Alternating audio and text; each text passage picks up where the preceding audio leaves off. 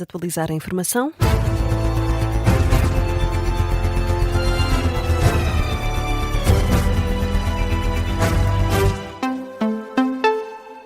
Jornal das 6, com a Laura Figueiredo, e começamos pelo caso da Esquadra do Rato. As medidas de coação só vão ser conhecidas na segunda-feira. Os 14 polícias detidos vão assim passar mais 2 noites detidos.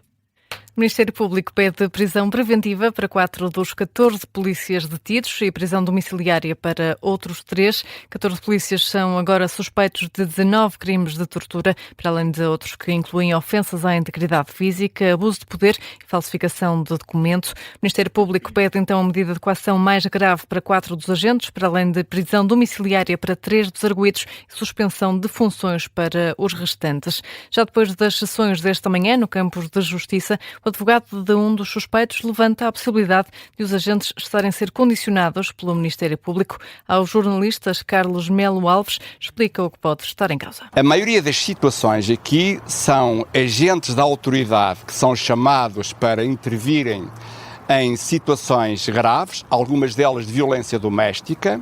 Chegam lá, deparam-se com agressores violentos e têm que utilizar a força necessária para os maniatarem. E às vezes, em resultado disso, essas pessoas são feridas. Eu tenho receio que, se o Ministério Público tiver razão naquilo que está a dizer, que os elementos da autoridade estejam a ser condicionados em determinadas ações policiais que não podem exercer a força que é necessária.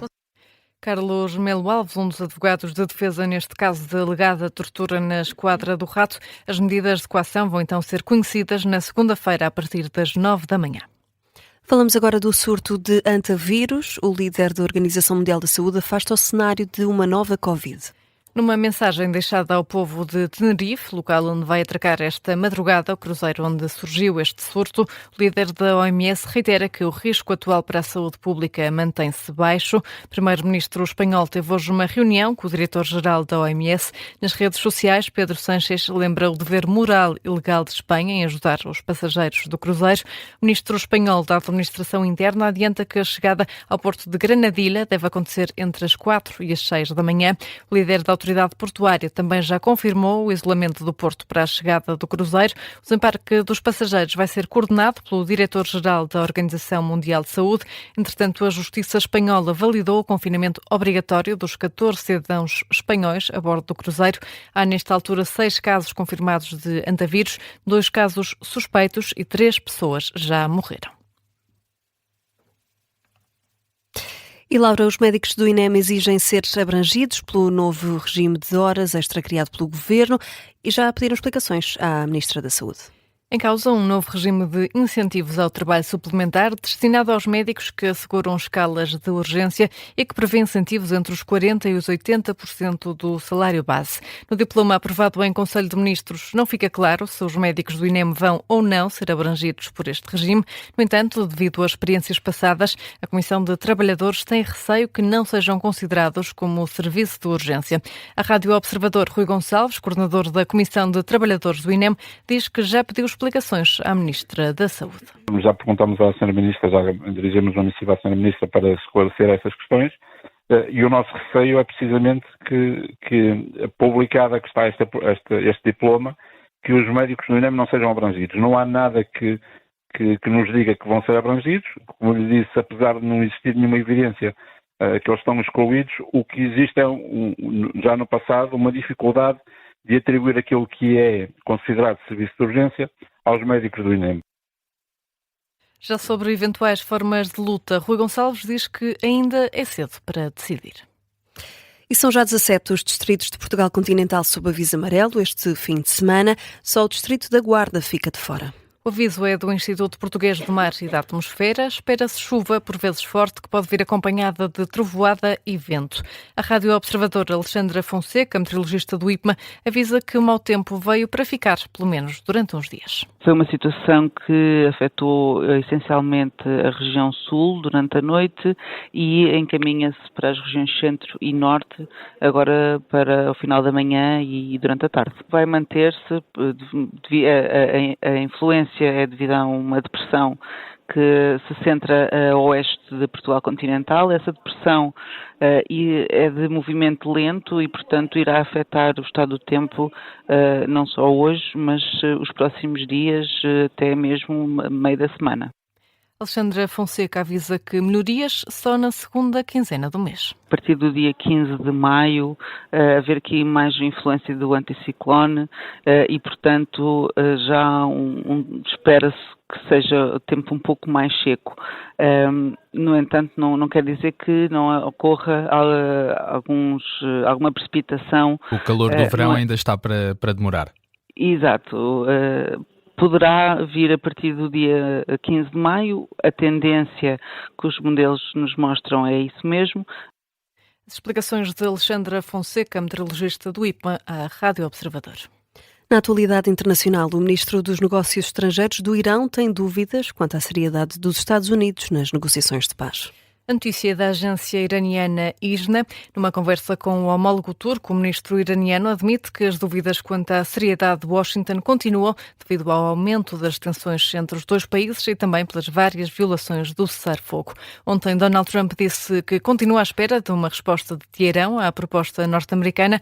Porta-voz do Ministério dos Negócios Estrangeiros iraniano garante que o Irão continua ainda a analisar a proposta. E na guerra na Ucrânia, Laura, a Rússia tem dúvidas quanto ao desejo de Donald Trump de prolongar o cessar-fogo de 3 dias anunciado ontem. De acordo com a agência de notícias russa Interfax, o conselheiro presidencial russo diz que a nova troca de prisioneiros já estava em andamento, ainda antes do anúncio da trégua. Yuri Ushakov denuncia que ainda não recebeu a lista de nomes do lado ucraniano para a troca e avisa que o cessar-fogo não significa uma nova ronda de negociações.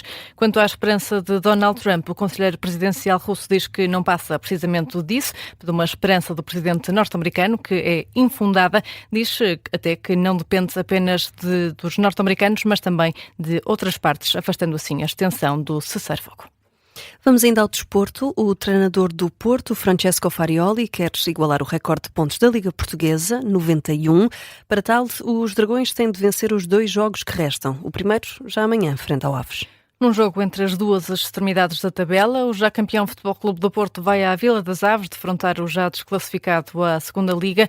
Ora, o treinador italiano destaca o bom momento do adversário que, apesar de tudo, diz que está a fazer uma boa reta final de campeonato. Claro, ainda há 2 jogos por jogar e há toda a vontade de tentar fazer o melhor possível. Claro que para chegarmos a esse número de pontos vamos precisar de 2 vitórias e vamos lutar precisamente por esses 2 resultados, mas mais uma vez o foco está no jogo de amanhã, frente a uma equipa que, sublinho, nos últimos tempos atravessa uma fase bastante positiva. Vêm de 3 empates e de uma vitória no último jogo, portanto claramente estão numa tendência positiva e nós temos de estar preparados.